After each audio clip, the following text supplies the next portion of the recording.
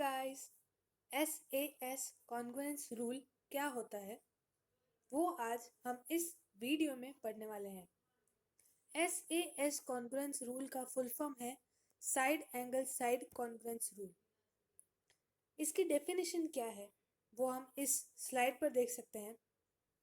हम इस SAS congruence rule को एक एग्जाम के फॉर्म में पढ़ते हैं क्योंकि SAS कॉन्ग्रुएंस रूल का जो स्टेटमेंट है उसका प्रूफ हमें डे टू डे हम पहले बहुत ही सारे क्वेश्चंस में प्रूव कर चुके हैं, इसलिए इसको अब एक यूनिवर्सल फैक्ट के तौर पर पढ़ा जाता है।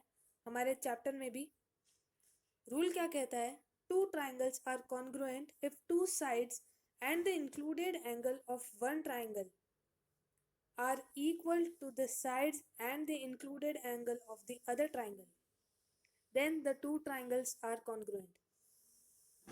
यानी कि अगर हमारे पास दो ट्राइंगल है कुछ इस तरह से और उसकी दो साइड्स और उनके बीच में बनने वाला एंगल दोनों ही ट्राइंगल के इक्वल है कॉरस्पॉन्डिंग साइड्स को लेकर, मतलब अगर AC side is corresponding to PR side तो AC should be equal to PR, AB should be equal to PQ और इन दोनों के बीच में बनने वाला एंगल यानी angle CAB should be equal to angle RPQ।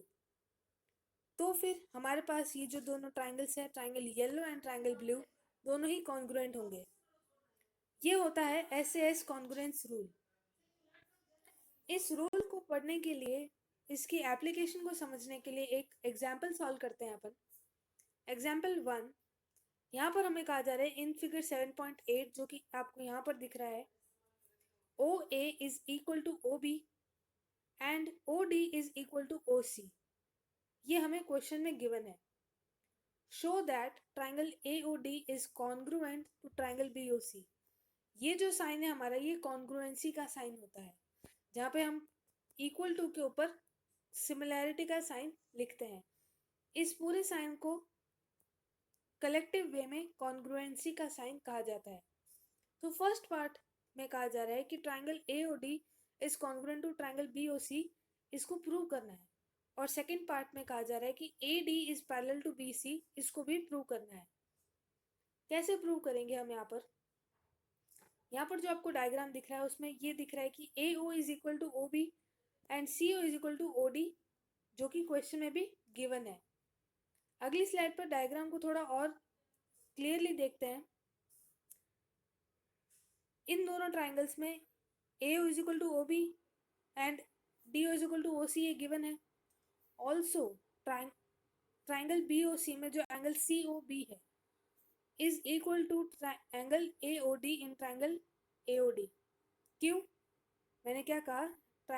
Angle COB is equal to angle AOD। क्यों है ऐसा?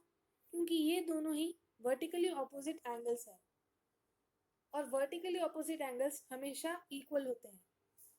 और जैसा कि हमने एग्जाम 7.1 में पढ़ा कि अगर दो ट्राइंगल के कॉरस्पॉन्डिंग साइड्स इक्वल हैं और उनके बीच में बनने वाला एंगल भी इक्वल है तो वो दोनों ही ट्राइंगल्स एक दूसरे के कॉन्ग्रुएंट प्रूव हो जाएंगे।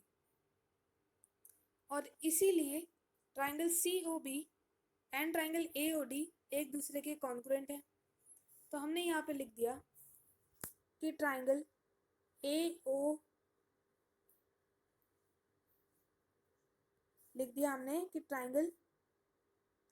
AOD is congruent to triangle COB नहीं BOC।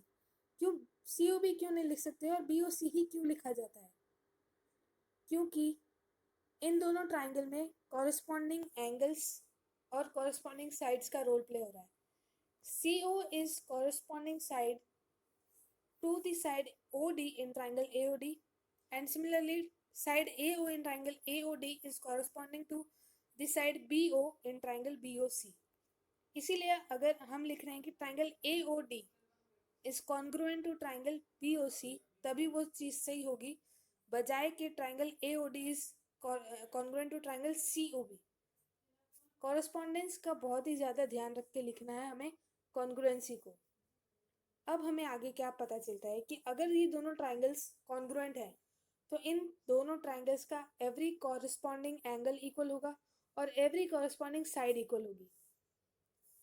दो साइड और एक एंगल तो हमने इक्वल प्रूव कर दिया है, कॉन्ग्रुएंसी भी प्रूव हो गई है, तो इसका मतलब angle AOD would be equal to angle OBC, angle OAD would be equal to angle OBC, and similarly angle BCO would be equal to angle ODA।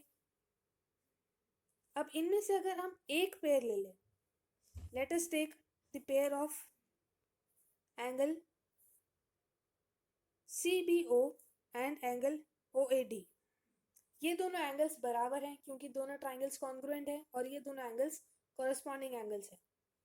Also अगर हम इस पूरे डायग्राम को और ज़्यादा नोटिस करें अच्छे से, लाइन CB और लाइन AD को लाइन BA कट करिए as a transversal, creating angle CBA and angle BAD as a pair of alternate interior angles। और इनको हमने अभी अभी इक्वल प्रूव किया है due to congruency of triangles AOD and triangle BOC। तो इसी वजह से ये दोनों पेयर अगर एंगल इक्वल हैं और ये दोनों एंगल्स अगर ऑल्टरनेट इंटीरियर एंगल्स भी है तो हमारी BC लाइन पैरेलल हो जाएगी लाइन AD के।